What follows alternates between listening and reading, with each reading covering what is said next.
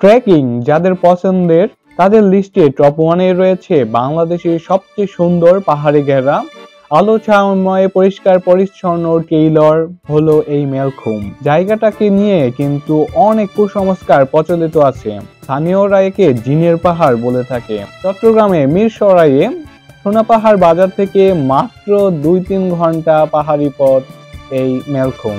বন্ধুদের নিয়ে পরিকল্পনা, আমরা ট্যুর গ্রুপের সাথে গিয়েছিলাম। তাছাড়া সায়দাবাদ থেকে 300 থেকে 400 টাকার বিনিময়ে অনেক লোকাল বাস আছে যেগুলো চট্টগ্রামে সোনাপাহাড় বাজারে খুব সহজেই যাওয়া যায়। খাবার দাবার ফ্রেশ হওয়া কিন্তু এই বাজারেই খুব অল্প সংখ্যক দোকান আছে, ওখানেই কিন্তু সেরে ফেলতে হবে।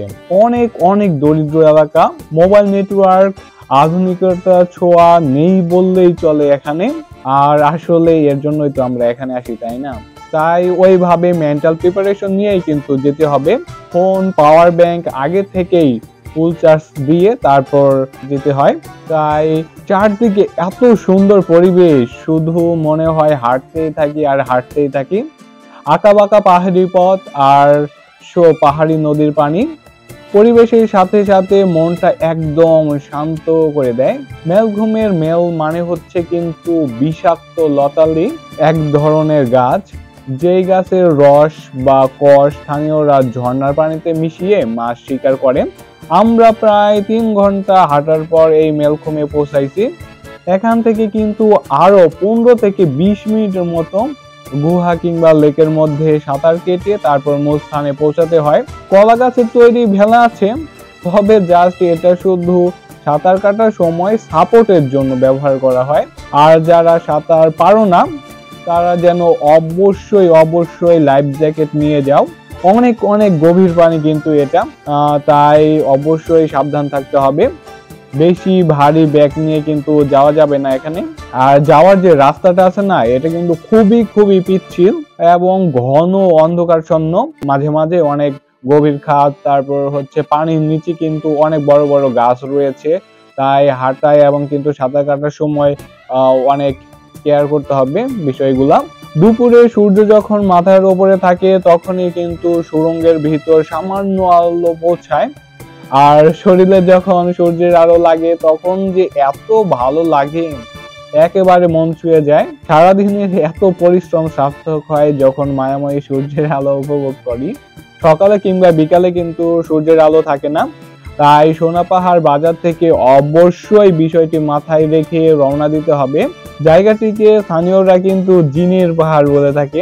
তোমাদের আমার সাথে ঘটে যাওয়া একটা ঘটনা শেয়ার করি, তাহলেই বুঝবে কেন একে জিনের পাহাড় বলে থাকে।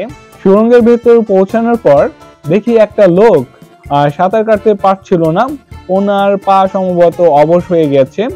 সবাই মিলে পানি থেকে যখন ওনাকে ওঠালাম তখন গিয়ে দেখি ওনার পা একদম ঠান্ডা, বিশেষ করে লোয়ার লিম্ব। সবাই বলা বলি করছিল ওনাকে নাকি জিনে ধরেছে। যদিও জায়গাটিকে নিয়ে আমি আগেই বলেছি অনেক লোককথা প্রচলিত আছে। আর আসলে ওখানে জোরে কথা বললে বাচ্চাদের সুরের মতো কথা শোনা যায়। দুই পাহাড়ের মাঝে তো, তাই এমন শোনা যায় প্রতিধ্বনি আমার মতে। আমি কিন্তু ওই অসুস্থ ভাইটিকে দেখেই বুঝতে পেরেছি আসল ঘটনাটা কি। আমি যেহেতু মেডিকেল লাইনে পড়াশোনা করছি তাই বিষয়টি সম্পর্কে আমার কিছু ধারণা আছে। আসলে ওনার পায়ের মাসেলের ব্লাড সার্কুলেশন একদম কমে গিয়েছিল, একদিকে জায়গাটি সম্পর্কে ভয় আর একদম ঠান্ডা পানির কারণে, যার জন্য ওনার মাসেল ক্র্যাম্প হয়েছে। আর এমনই এই জায়গা যেখানে মেডিকেল টিম পৌঁছাতেই সময় লাগবে 3-4 ঘন্টা। তাই আগে আশেপাশের পরিবেশ আমি বিশ্লেষণ করলাম। ওখানকার পানি বরফের থেকেও যদি কোনো কিছু ঠান্ডা হয়ে থাকে তার মতো ঠান্ডা ছিল। আর এই ঠান্ডা পানি দিয়েই কিন্তু ভাইটি সাঁতার কেটে তারপর ওখানে পৌঁছাইছে। তাই বিষয়টি বুঝতে পেরে তাৎক্ষণিক আমি ফিজিওথেরাপি দেওয়া শুরু করলাম।